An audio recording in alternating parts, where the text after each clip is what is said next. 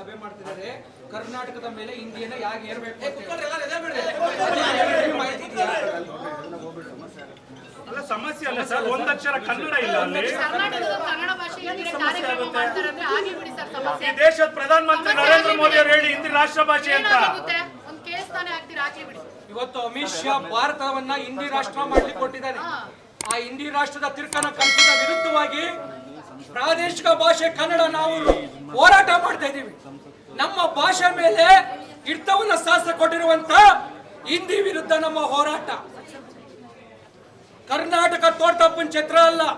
ಇಲ್ಲಿ ಯಾರು ಬೇಕಾದ್ರೂ ಬಂದು ಹಿಂದಿ ಭಾಷೆಯನ್ನ ಮೆರೆಸ್ಲಿಕ್ಕೆ, ನಮ್ಮ ರಾಜ್ಯದ ಭಾಷೆಗೆ ಗೌರವ ಕೊಡ್ಬೇಕು. ಇಲ್ಲಿ ಕನ್ನಡಿಗ ಭಾಷೆಗೆ ಗೌರವ ಕೊಡ್ಬೇಕು. ಇಲ್ಲಿ ಬಂದು ಹಿಂದಿ ಏರಿಕೆ ಮಾಡ್ಲಿಕ್ಕೆ ಒಂದಷ್ಟು ಅಧಿಕಾರಿ ವರ್ಗ, ಒಂದಷ್ಟು ರಾಜಕೀಯ ವರ್ಗ ಇಲ್ಲಿ ಬಂದು ಸಭೆ ಮಾಡ್ತಿದ್ದೀರಾ ಅಂದ್ರೆ ಕನ್ನಡದ ಜನ ಮುಟ್ಟಾಡ್ರಿಲ್ಲ. ನಾವು ಬುದ್ಧಿವಂತರಿದ್ದೀವಿ. ಒಳಗಡೆ ಏನ್ ನಡೀತಿತ್ತು ಅನ್ನುವ ವಿಚಾರವನ್ನ ತಿಳ್ಕೊಂಡೇ ಬಂದಿರೋದು. 2 ದಿನದಿಂದ ನಡೀತಿರುವಂತಹ ಸಭೆಯನ್ನ ಇವತ್ತು ಖಂಡಿಸ್ಲಿಕ್ಕೆ ಬಂದಿದ್ದೀವಿ. ಈ ದೇಶದ ಭಾಷೆಯಾಗಿ ಹಿಂದಿಯನ್ನ ಏರಿರ್ಲಿಕ್ಕೆ ಕೊಟ್ಟಿದ್ದೀರಾ, ಅದು ನಿಮ್ಮ ತಿರ್ಕನ ಕನಸು.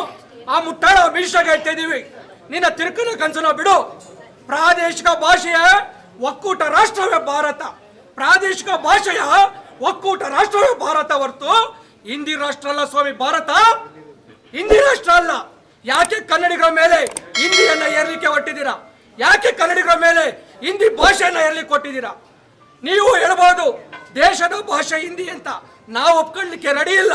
ನಮಗೆ ಕನ್ನಡವೇ ರಾಷ್ಟ್ರ ಭಾಷೆ, ಕನ್ನಡವೇ ರಾಷ್ಟ್ರ ಭಾಷೆ, ಕನ್ನಡವೇ ಅಗ್ರಗಣ್ಯ ಭಾಷೆ, ಕನ್ನಡವೇ ನಮಗೆಲ್ಲ. ಹಿಂದಿಯನ್ನ ಈ ಬಲವಂತವಾಗಿ ಏರ್ಲಿಕ್ಕೆ ಕೊಟ್ರೆ ನಮ್ಮ ಹೋರಾಟ ನಿರಂತರ. ನಾರಾಯಣಗೌಡರು ಹೇಳಿದ್ದಾರೆ, ನಾರಾಯಣಗೌಡರು ಇವತ್ತು ಆದೇಶವನ್ನು ಇಟ್ಟಿದ್ದಾರೆ, ಹಿಂದಿ ಭಾಷೆಯನ್ನು ಇಲ್ಲಿ ಮೇಲ್ರಿಕೆ ಬಿಡಲ್ಲ. ನಾವು ಹಿಂದಿ ಭಾಷೆಯನ್ನ ಕನ್ನಡಿಗರ ಮೇಲೆ ಏರ್ಲಿಕ್ಕೆ ಬಿಡಲ್ಲ. ಕರ್ನಾಟಕ ರಾಷ್ಟ್ರ ವೇದಿಕೆ ಹಠ ತೊಟ್ಟಿದ್ದೀವಿ. ನಾವು ಕೂಡ ಎಲ್ಲ ಪ್ರಾದೇಶಿಕ ರಾಜ್ಯಗಳ ಸಭೆಯನ್ನ ಸದ್ಯದಲ್ಲೇ ಕರೆದು ಇಡೀ ರಾಷ್ಟ್ರ ವ್ಯಾಪ್ತಿ ಹೋರಾಟವನ್ನ ನಾರಾಯಣಗೌಡರ ನಾಯಕತ್ವದಲ್ಲಿ ಮಾಡ್ತಾ ಇದ್ದೀವಿ. ಹಾಗಾಗಿ ಈ ತಿರ್ಕನ ಕನಸನ್ನು ಅಮಿತ್ ಶಾ ಬಿಡ್ಬೇಕು. ಅಲ್ಲಿ ಸಾರ್ವಜನಿಕವಾಗಿ ಮಾತಾಡುವಾಗ ಪ್ರಾದೇಶಿಕ ಭಾಷೆಯನ್ನು ಬೆಂಬಲಿಸಿ ಮಾತಾಡೋದು, ಈ ರೀತಿ ಕಳ್ಳ ಮಾರ್ಗದಲ್ಲಿ ಹಿಂದಿಯನ್ನ ಏರ್ಲಿ ಕೊಡೋದು, ಇದು ನಾವು ಒಪ್ಪೋದಿಲ್ಲ. ಒಕ್ಕೂಟ ರಾಷ್ಟ್ರ, ಪ್ರಾದೇಶಿಕ ರಾಷ್ಟ್ರವೇ ಭಾರತ ಹೊರತು ನಿಮ್ಮ ಹಿಂದಿಯ ಭಾಷೆಯ ರಾಷ್ಟ್ರವಲ್ಲ. ಆ ತಿರ್ಕನ ಕನಸನ್ನ ಬಿಡಿ.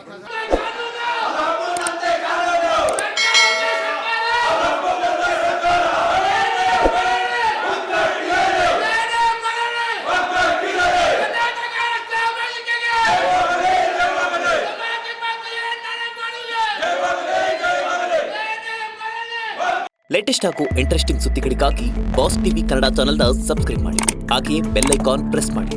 ಇದರ ಜೊತೆಗೆ ಫೇಸ್ಬುಕ್, ಇನ್ಸ್ಟಾಗ್ರಾಮ್, ಎಕ್ಸ್ನಲ್ಲೂ ಮಿಸ್ ಮಾಡದೆ ಫಾಲೋ ಮಾಡಿ.